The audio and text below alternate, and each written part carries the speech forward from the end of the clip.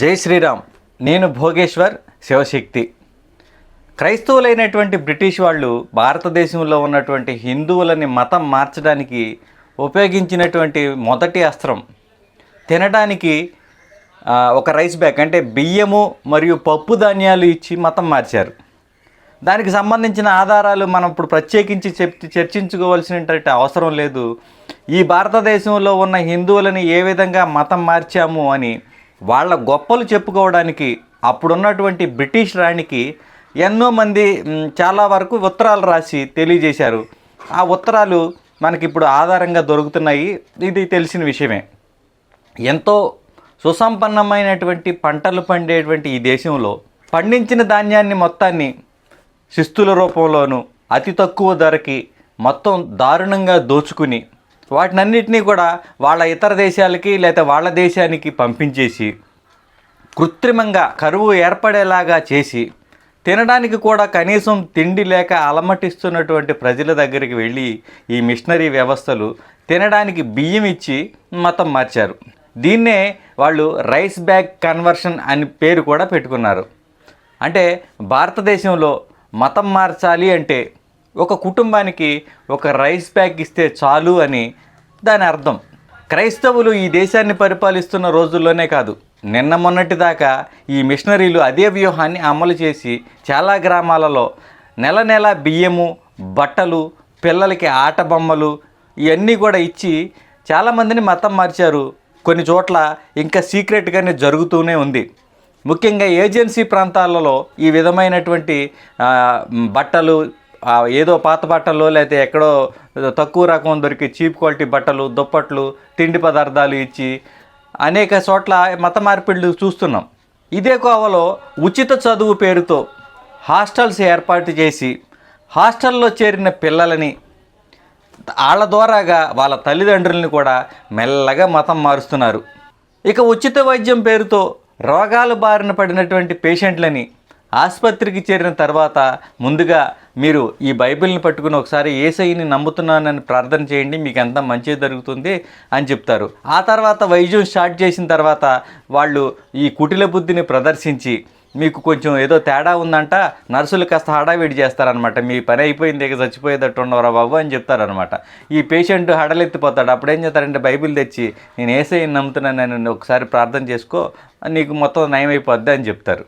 ఇప్పుడు కూడా మీరు చూసినట్లయితే గవర్నమెంట్ హాస్పిటల్స్లోనూ అలాగే మిషనరీలు నడుపుతున్నటువంటి హాస్పిటల్స్లోనూ మీరు ఏ జబ్బుతో జాయిన్ అయినప్పటికీ కూడా ముందుగా నర్సు చెప్పేది ఇవే మాటలు. నాకు పూర్తిగా నయమైపోతే నేను క్రైస్తవం స్వీకరిస్తానని నమ్ముకో అయ్యా, బాప్తిజం తీసుకుంటానని ప్రమాణం చెయ్యి అని కమిట్మెంట్ తీసుకుంటారనమాట.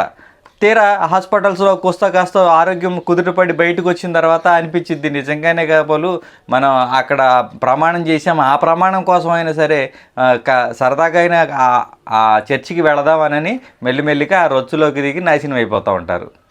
కొన్ని సందర్భాల్లో అయితే డెలివరీకి వచ్చిన స్త్రీని బిడ్డ అడ్డం తిరిగిందని చెప్పేసి కూడా చాలామందిని మతం మార్చిన దాఖలాలు చాలా ఉన్నాయి. అవి సాక్ష్యాలుగా కూడా చాలామంది చెప్తున్నారు. ఈ విధంగా ఒక బియ్యం బ్యాగ్ ఇచ్చి చదువు నేర్పిస్తామని లేదా ఉచిత వైద్యం చేస్తామని చెప్పేసి ఇన్ని రకాలుగా మతం మార్చినటువంటి క్రైస్తవ మాఫియా ఇప్పుడు రివర్స్ గేర్లో నడుస్తుంది. ఒకసారి గమనించినట్లయితే మిత్రులారా, ప్రతి చర్చిలోనూ మతం మారిన మన హిందువులు ఎవరైతే ఉన్నారో వాళ్ళు ప్రతిరోజు తాము వండుకునే పదార్థాలలో ఒక గుప్పెడు బియ్యాన్ని తీసి ఆదివారం చర్చికి వెళ్ళినప్పుడు పాస్టర్కి భిక్షగా వేస్తున్నారు.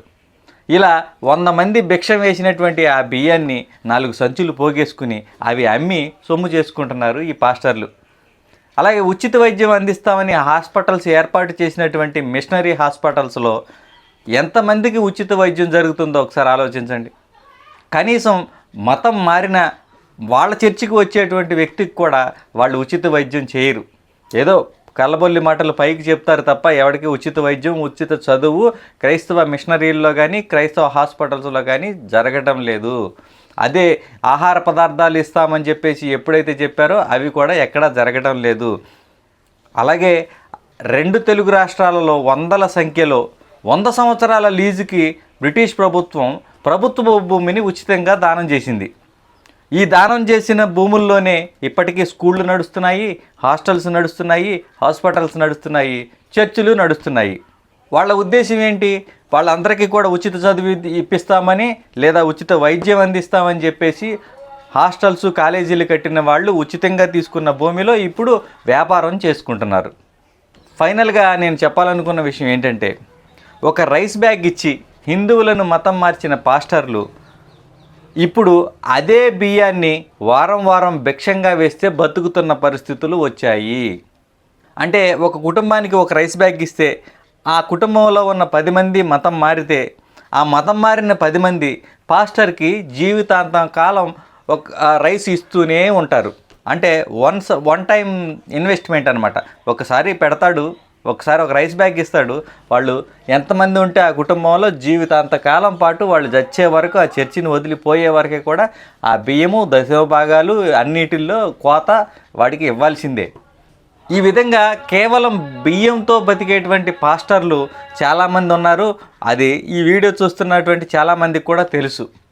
గత 10 సంవత్సరాలుగా దేశంలో వచ్చినటువంటి రాజకీయ మార్పుల వల్ల విదేశాల నుంచి ఎబ్బడి మొబ్బడిగా వచ్చే డబ్బు చాలా వరకు ఆగిపోయింది.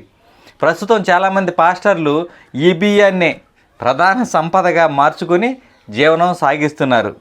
అయితే రానున్న రోజుల్లో ఈ బియ్యం కూడా ఈ బెగ్గర్ పాస్టర్లకి దక్కకుండా ఉండాలి, ఈ క్రైస్తవ మాఫియా ఇక్కడితో అంతమైపోవాలి అంటే కనుక మనం ఏదైతే మన శివశక్తి దగ్గర ఉన్నటువంటి సాహిత్యం, బైబిల్ బండారం ఏదైతే ఉందో, బైబిల్లో చెప్పినటువంటి అసత్యాలు, బూటకాలు ఏవైతే ఉన్నాయో వాటిని విరివిగా మనం జనాల్లోకి తీసుకెళ్ళవలసినటువంటి అవసరం ఉంది. మ్యాక్సిమం చాలా వరకు వెళ్ళింది. కానీ అట్టడుగు స్థాయి అంటే మొబైల్ కూడా వాడనటువంటి వాళ్ళకి కూడా ఈ మన సమాచారం ఏదైతే ఉందో అది వెళితే అప్పుడు ఈ బియ్యం ఇచ్చి పాస్టర్ని బతికించేటువంటి సంస్కృతి కూడా పోతుంది. సమూలంగా క్రైస్తవాన్ని నాశనం చేయవచ్చు అని తెలియజేస్తూ జై శ్రీరామ్, భారత్ మాతాకి జై.